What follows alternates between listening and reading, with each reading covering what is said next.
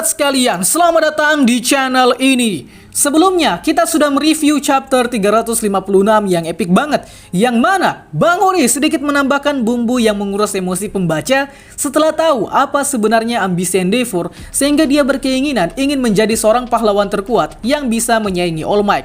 Tapi lebih daripada itu, di chapter 356 juga terdapat beberapa hal yang sepertinya perlu dijelaskan lebih detail. Seperti misalnya jurus baru Tokoyami yang nampaknya tak asing, lalu pemberontakan Quirk dalam tubuh All For One, dan masih banyak lagi. Untuk itu, akan kita review di konten detail kali ini. Tapi sebelum lanjut, subscribe channel ini biar admin makin semangat buat kontennya. Dan mari kita mulai. Jurus baru yang terinspirasi dari All Might. Di chapter ini, Tokoyami bersama Dark Shadow berhasil mendaratkan pukulan yang cukup merusak pada All For One, yakni serangan yang diberi nama dengan Abyssal Black Body Ragnarok Fleeting Blow Smash. Anjir, panjang banget. Dimana serangan ini dilakukan dengan cara memperbesar tangan Dark Shadow sampai ke ukuran maksimal, yang kemudian dengan sangat kuat dan cepat didaratkan ke tubuh lawan untuk mendapatkan damage serangan yang sangat merusak. Nah, jurus dan serangan ini nampaknya memakai dua teknik serangan sekaligus, yakni serangan ala Tokoyami dan juga serangan ala All Might. Pertama, perlu diketahui bahwa Tokoyami dan Dark Shadow dapat semakin kuat ketika dia mendapatkan atau setidaknya berada di kondisi dia mendapatkan unsur gelap dalam skala yang cukup, entah itu bayangan, material hitam, atau bahkan di ruang gelap sekalipun.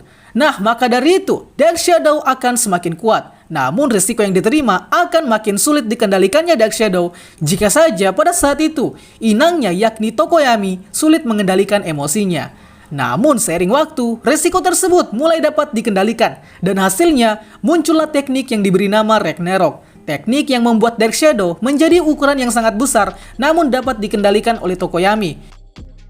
Nah, teknik tersebut digunakan lagi oleh Tokoyami dan Dark Shadow, tapi dengan cara memusatkan kekuatannya pada satu tangan sehingga tercipta kepalan pukulan yang berukuran besar dan kuat. Dan kedua adalah kemungkinan Tokoyami menggabungkan pula dengan jurus yang sering dipakai oleh All Might dan Deku, yakni jurus yang mengandalkan pukulan bertenaga kuat untuk mendapatkan damage sekali hancur seperti yang All Might dan Deku biasa lakukan. Apalagi kalau bukan pukulan smash. Jurus ini nantinya akan memaksa Tokoyami dan Dark Shadow untuk memusatkan seluruh tenaganya pada satu pukulan seperti cara kerja One For All, dengan harapan pukulan tersebut dapat menimbulkan daya rusak yang berarti. Dan hasilnya dapat kita lihat di chapter 356 ini, di mana Tokoyami dan Dark Shadow berhasil menonjok dan merusak topeng All For One dengan damage yang sangat merusak. Buset, keren banget sih jurus Tokoyami kali ini. Pemberontakan Quirk. Ternyata jurus dari Jiro di chapter 355 sebelumnya, yakni Herbit Walegato, sangat berpengaruh terhadap All For One, bahkan sampai mengganggu Quirk All For One sendiri. Bagaimana tidak, serangan gelombang suara yang Jiro lakukan ternyata sampai terdengar di dalam dimensi Vestige Quirk All For One, di mana kata-kata Jiro mengenai isi hatinya perihal kekejaman All For One akhirnya tersampaikan hingga ke hati seluruh kesadaran Quirk yang terkurung dalam dimensi Vestige Quirk All For One. Alhasil terjadi pemberontakan yang dilakukan oleh seluruh kesadaran Quirk yang All For One curi sebelumnya, yang kini berdampak terhadap kinerja Quirk All For One sendiri, yang mana dia jadi tak dapat menggunakan seluruh Quirknya dengan maksimal, sehingga kekuatannya akan semakin melemah. Dan hal ini disebabkan karena Quirknya yang memberontak terhadap All For One sendiri. Hal ini jika dilakukan terus-menerus oleh pemberontak Quirk di dalam All For One, dan All For One juga tak dapat tangani ini, maka besar kemungkinan All For One akan semakin melemah oleh karena Quirknya yang menolak untuk digunakan oleh All For One sendiri. Intinya kayak malas dipakai gitu sama si botak.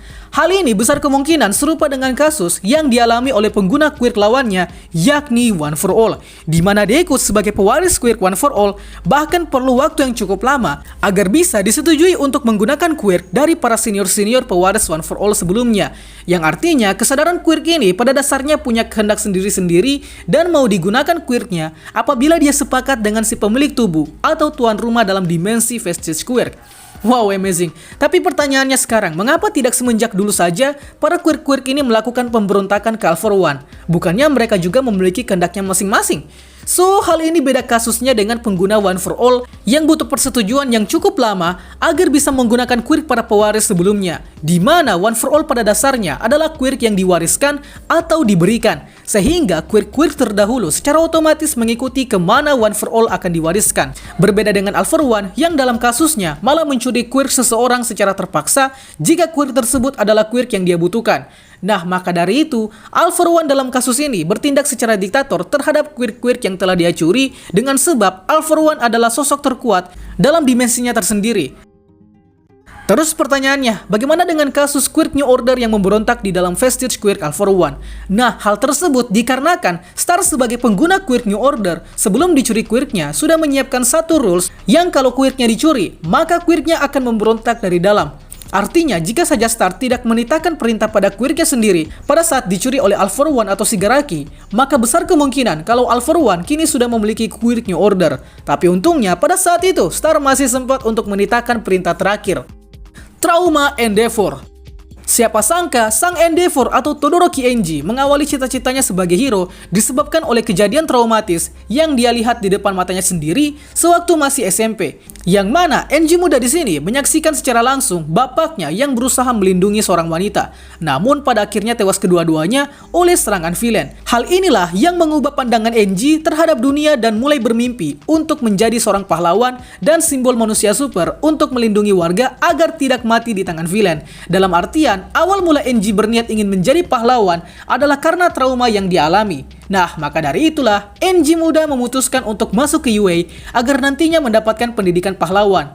Tapi lambat laun tujuan Enji sering waktu mulai terdistorsi, terutama karena dia tahu bahwa ada sosok simbol manusia super yang diglorifikasi oleh masyarakat Jepang bahwa dia adalah sang simbol perdamaian, yang siapa lagi kalau bukan All Might. Well, maka dari itu, yang awalnya Enji bercita-cita ingin menjadi pahlawan terhebat, kini berubah dan berkeinginan untuk menjadi sosok simbol perdamaian yang lebih baik dari All Might. So, maka dari itu, Enji memberi nama pahlawannya dengan nama Endeavor sebagai simbol bahwa dia akan berusaha melampaui kelemahannya sendiri.